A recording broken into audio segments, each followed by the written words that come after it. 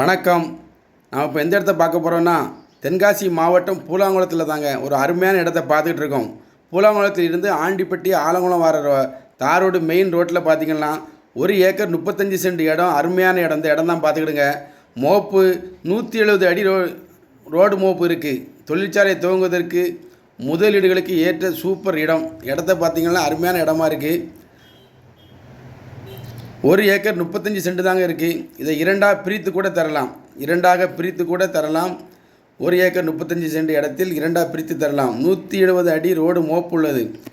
ஆலங்குளத்திற்கும் பூலாங்குளத்திற்கும் பாவூர் சத்திரத்திற்கும் மையமாக இந்த பிளேஸ் அமைந்துள்ளது.